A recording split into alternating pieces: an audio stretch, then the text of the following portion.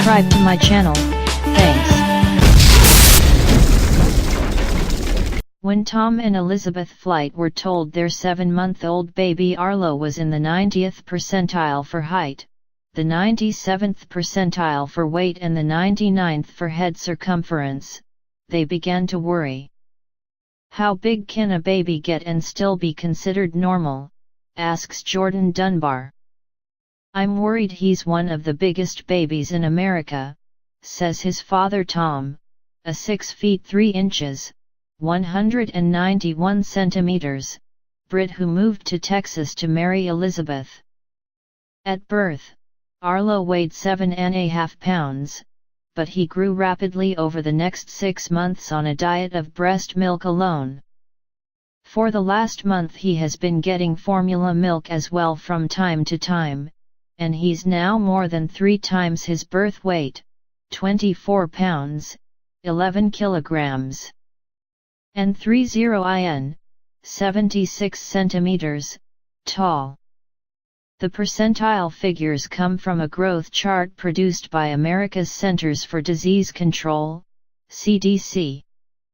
Every 5 years the CDC measures hundreds of thousands of babies, children, and young adults up to the age of 20, and the resulting charts allow doctors to assess what percentage of children of a given age group are taller or heavier than the patient in front of them.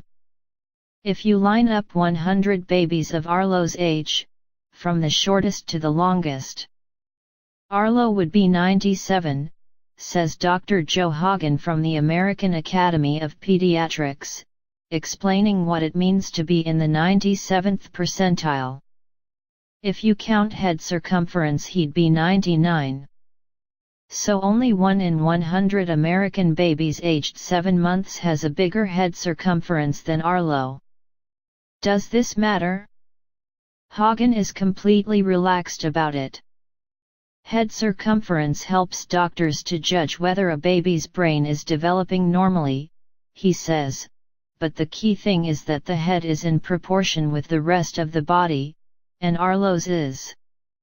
I would expect at Arlo's weight and height that his head circumference would be in the 99th percentile, says Hagen. International comparisons. The charts produced by the CDC in the US are based on the measurements of real-life Americans. But over time, American children have been getting bigger, and an increasing number of American children are overweight. By contrast, the World Health Organization, WHO, has attempted to chart optimal growth for a child. To do this, it measured growing children in 6 countries: Brazil, Ghana, India, Norway, Oman, and the US. But not just any children. They had to be breastfed from birth, and vaccinated early in life. Babies whose mothers had smoked during pregnancy were not counted. Dr. Mercedes de Anís, who helped to gather the data, says the WHO's work shows babies develop at a similar rate all over the world, provided they are given proper care. The WHO charts describe healthy growth in optimal conditions and are therefore growth standards rather than growth references, says US pediatrician Joe Hagen. He points out that in the US the CDC is now recommending that the WHO charts should be taken as the standard for children in the US between 0 and 2 years old. What about Arlo's weight? Is that a problem? Once again, Hagen draws attention to Arlo's height. The key thing to look at is his body mass index, or BMI, his weight in relation to his height. So here's a guy who's tall, he's long. And longer children weigh more, says Hagen.